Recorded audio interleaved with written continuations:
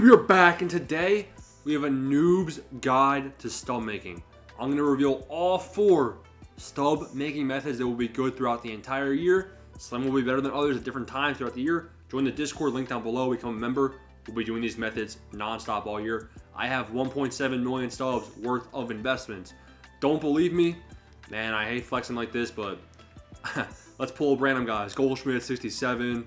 Pablo Lopez, 63. Cena Nolf, Evan Phillips, 65. Ketel Marte, 130.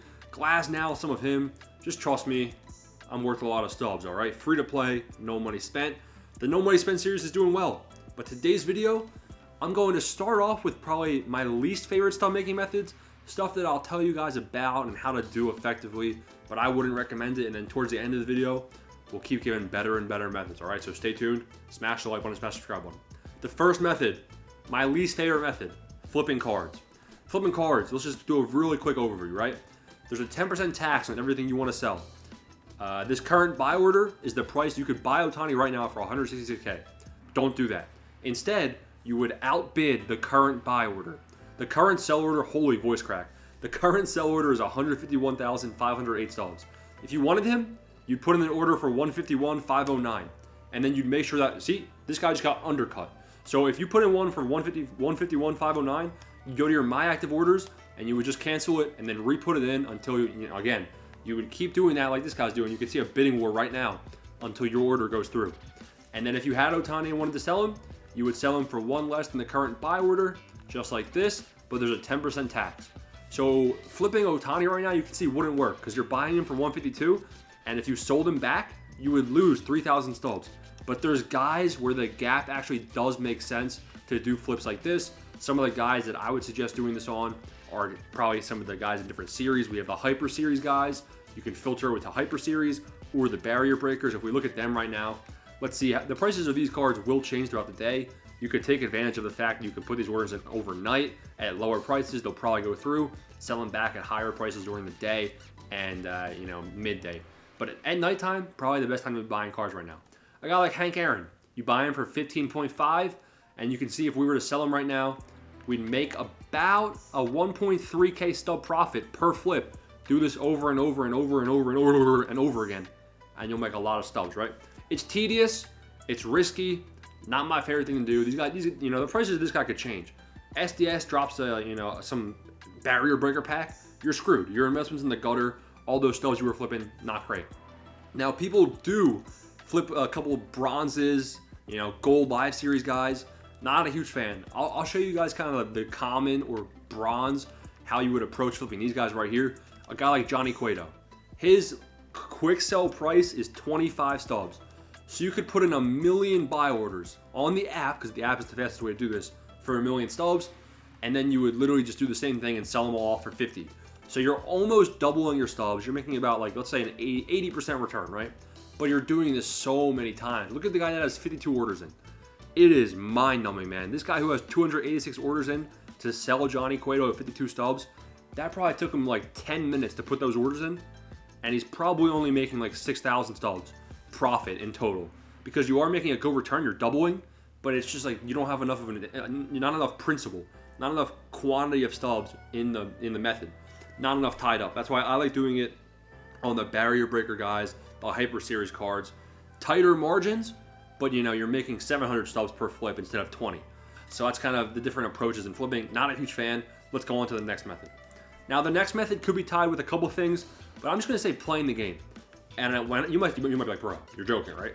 No. There is a lot. The main thing that triggers me is people are always like, I don't have enough stubs to invest. What are you doing, man? Finish Team Affinity.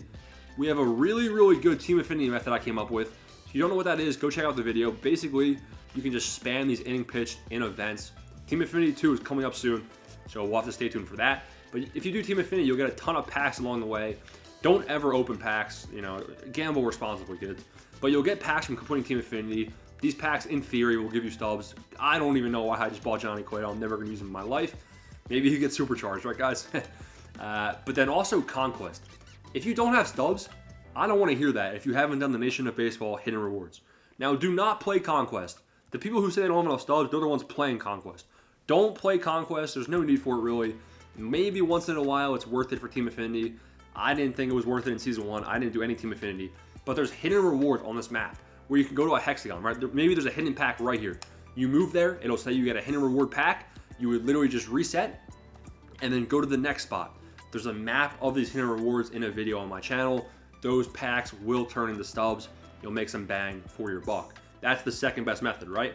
Basically playing the game smartly, wisely, completing programs, turning those packs into stubs to do method number 3 and method number 4. Method number 3 is the exchange. We're dropping all the methods, baby. Silver to gold player exchange. You can do it with bronze to silver, probably even more profitable common to bronze. But these two things, similar to flipping bronzes and commons, you know, not enough stubs in the game, in my opinion. Yes, good returns, better returns. I'm too lazy, man. I'm not spamming orders that long. But with the exchange, you fill up this bar to 18,000 with as little stubs as possible. The best way to do this, look, if I was to go to Mountcastle, who I'm invested in for method number 4, it takes 479s to fill this bar. But wait, don't be deceived, because 79s are obviously the most expensive silver. If we do 379s, and I don't even think I have a 78, but if I had a 78, this bar would be just over 18,000. So you have to be smart like that, because you're going to do this over and over and over again. 379s and 178, 478s and 177, 677s, and so on, right? So you have to fill this bar just over 18,000 to make sure you're maximizing the cost per pack.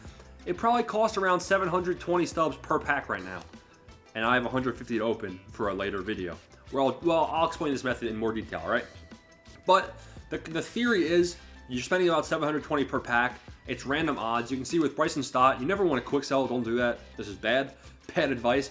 You see I lost 100 on that pack, and then I gained about 450, a little bit more than 500 on that pack. So now I'm up 300 stubs. You keep opening it, and if you do it in high quantity, you're going to get the high 84 overall pulls that'll really make bang for your buck. And trust me, this method will be profitable if you're spending around 700 per pack or so. So that's a really, really good stub making method. Do that in high quantity, you'll make a good return on your investment pretty fast. And the last and best stub making method, you know, become a member of the channel. We're doing this non-stop. That's how I got my 1.7 million stubs, is roster update investing. Now, you don't have to wait for an actual roster update, you know, to make money on these guys. A guy like Corbin Burns, you could have bought in on Corbin Burns on March 25th at 2,000 stubs, even earlier than that. Look at that. That's not even 2,000, that's 1,500. You could have bought in on him at quick sell. And you can see he already doubled in price. You could have sold. Now, yes, he got supercharged, but guess what? Luis Robert Jr., I have 102 of him. I had 100 of him 3 days ago. And then he got supercharged. Or no, he didn't even get supercharged. He had 2 home runs. And then his price went up to 3,000. It's not even registering on here because his price went up to 3,000 for about 3 hours. I sold all of them all for 3,000, and then I bought him back for 1,500 yesterday. He's already up again in price, you can see. I do this over and over again. Evan Phillips, same thing. I have a bunch of Evan Phillips. A guy like Ketel Marte, right? Let's look at this. Ketel Marte, a quick sell for an 84 overall is 1,500 stubs. So the most you would lose right now is 77 stubs per card that you buy of him if you were to quick sell and kind of cash out before the actual investment hits. Now, in the next 3 weeks span before the investment, if Ketel Marte has a good game, his price will shoot up. Also, players like this, they tend to shoot up in price the week of the roster update investment too, because people try buying in when it's too late. So I expect Marte and guys like him to go up in price anyway, mostly all of these cards, right? But if Marte has a good game, his price will go up above 2,000, and that would be a good time to sell and then reinvest by the dip, and do that over and over again with different players before the actual update period. Now, you can hold until the update as well. The whole theory here is based on their real life performance every 3 or 4 weeks, these attributes actually get changed by the SDS, and it'll reflect a new overall for their card. So Marte, the hope is here, you buy in at 1581, his quick sell is 1,500 currently, but if he gets upgraded, his new quick sell at an 85 overall is 3,000, and then you can quick sell him instantly. You don't have to put orders in if he goes to a new quick sell. You can literally go to the inventory and quick sell all duplicates and double your stubs just like that. Which, you know, we have a ton of videos coming on how to choose players to invest in, who I'm invested in. Every single Tuesday we have a series on that. Stay tuned, we have a lot coming, but this is a really good place to make a lot of money for your stubs. My number one tip I'll tell you right now before I end the video, put at least 50K, at least 50,000 stubs in a guy to make it a worthwhile investment, or else there's just not enough skin in the game. Not enough skin in the game for sure. Keep track of your guys' stats. It's kind of like fantasy baseball in that sense. So it's definitely a fun way, the most fun and most effective way to make your stubs in MLB 24. I hope this helped you guys out. This was a very good, I think, noob tutorial to stub making. Those were all the best stub making methods. Now, I didn't mention equipment. You can flip equipment. There's some methods here. You know, the equipment, how often is it really getting bought and sold is the real question. There are methods that we could, you know, depending on how good they are later in the year, I'll make methods on those. Stay tuned, subscribe, turn on notifications. You won't miss a single thing. Peace out. Thanks for watching.